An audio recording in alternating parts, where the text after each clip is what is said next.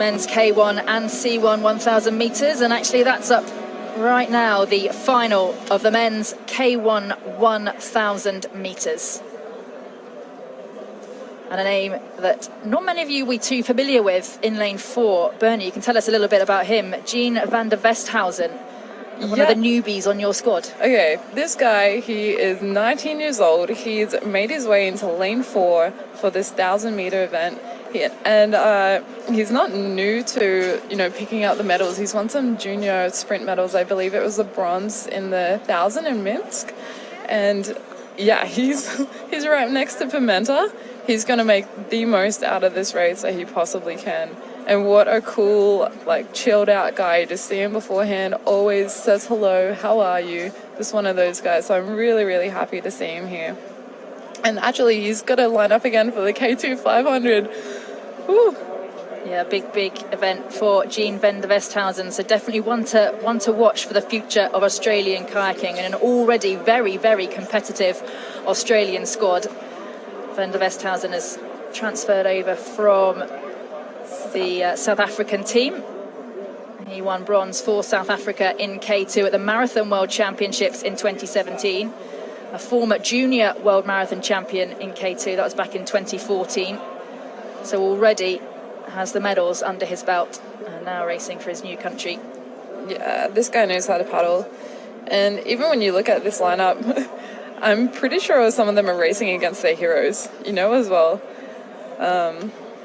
Even Renee won his first medal when he was 19 at the Olympic Games as well. All these, 2008, I think that was. You've got a very, very good memory. Yeah, better memory than I have. That's really good. Well, like you say, Poulsen of Denmark, 30 years old, in his 13th year on the senior circuit. So, I'm sure John was watching that race as a child. Well, there we go. Yeah, another youngster here in this men's K1000 metre final. Tamás Getcher of Germany. He's in lane 1, just 21 years old. Alongside him, Balint Kopas of Hungary, a former junior world champion in this event in 2015. Also a silver medalist at the European Championships last year, finishing 4th at the World Champs too.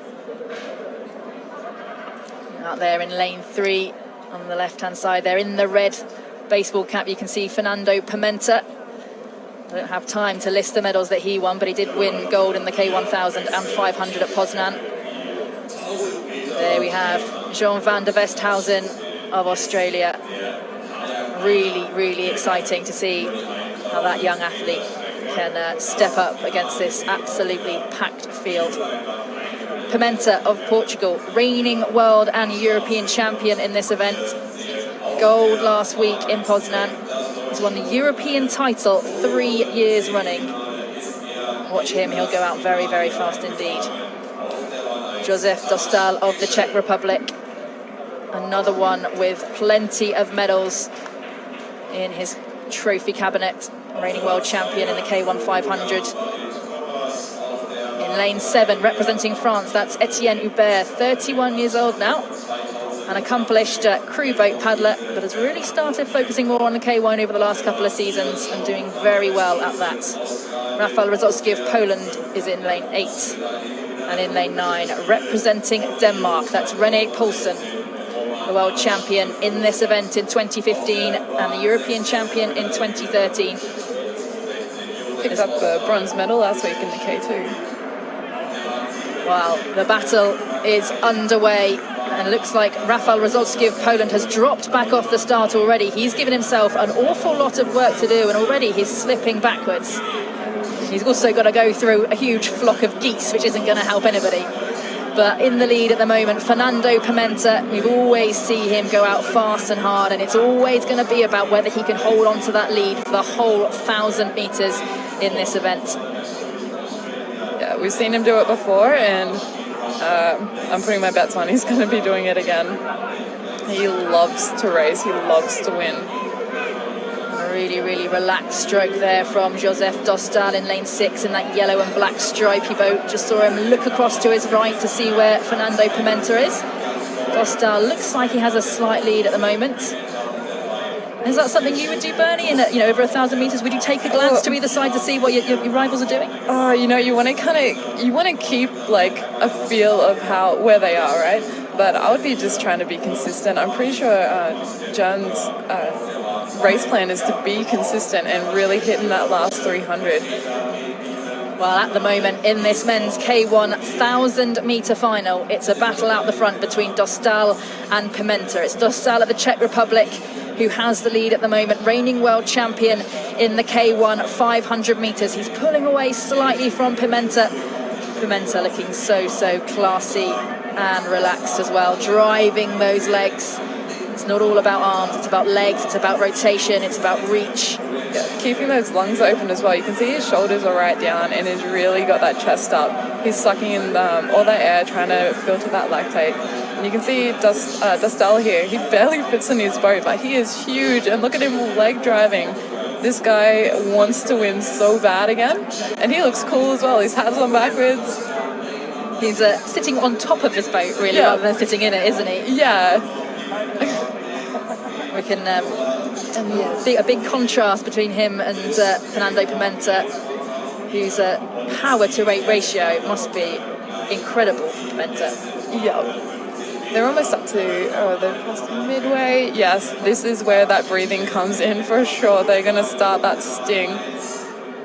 They've got 250 metres left here in this men's K1 1,000-metre final. And this is 250 metres that is going to count. This is where it is won or lost.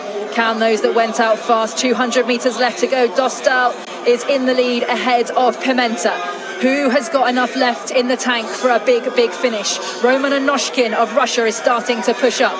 So is Balint Kopas of Hungary. Can they make their way into the medals? Pimenta and Dostal still going head-to-head for the gold. At the moment, it's with Dostal of Czech Republic in the yellow boat. Pimenta taking a look to his left to see where Dostal is, and he is just in the lead. Keep an eye on lane 9 as well of René Poulsen of Denmark. Dostal and Pimenta go head-to-head. Kopas of Hungary is pushing up as well, along the side of Noshkin of Russia. Who will take the gold here? It will go to Josef Dostal of the Czech Republic. And it looked like Roman Anoshkin and Balint Kopas of Hungary taking silver and bronze, with Fernando Pimenta out of the medals for the first time in my memory, at least. Wow, what a finish. And Dostal put his nose in front the whole race. He put it there, he kept it there. That's where he wanted to be. And it actually looked incredibly controlled. He didn't look like he was fading over the last 100 metres. Yeah, I guess when you know you're in a good place and you know you're fit, you're in control. And that's what he looked like. And like Pimenta, again, awesome race, just that last little bit. But wow, the Russian, again, his shoulders are down. Such focus. Again, you can see the leg drive as they power through. Yeah, and I guess what you want to look for about moving a boat, like 1,000 meters, or you want that boat run, right? His blade goes in, his boat moves. His distance per stroke is really right up there, and that's what you need to be efficient in this long race. And that water out there looks so calm. It's beautiful for paddling in comparison to the chop and the waves that you had in Poznan last week. That was a mission. That was a downwind surf ski race, tell you what. So there we have that really fantastic finish by Dostal to take the gold ahead of Anoshkin of Russia with the silver, and Balint Kopas of Hungary finishing in third, while Pimenta slipped back out of the medals and into fourth place. Yeah, again, awesome for the young Hungarian guy. Wow. Let's have a look at these splits.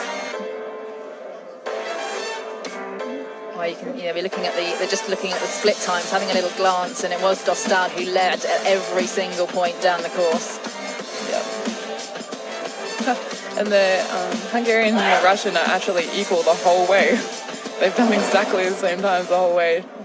Josef, congratulations. What does it mean to come out and win today over such a good field? It was, you know what I was the most afraid today? My coach. You know why? Last weekend I finished 3rd position at the World Cup in Poznan, and I thought I got a bronze medal. And for my slow beginnings of the year, I thought it was a good result. But as soon as I reached the dock, my coach was like, "Hey, what did you do? This is not what I told you." So I was like, okay, but I have a medal. But since the last Saturday, every day he's calling me and say like, "Hey, you know, you screwed up the race in Poznan, but today here in Duisburg, you have to be with Pimenta on the top and not let him go the first half." So it's like, okay, coach, I'll try, but maybe I will die on the 500-meter mark, maybe on the 800-meter mark. I was dying, but the other guys were dying too, so. Well, I think your coach will be happy this week. Josef Dostal, congratulations. Ladies and gentlemen, your gold medalist in the K1 1000, Josef Dostal from the Czech Republic.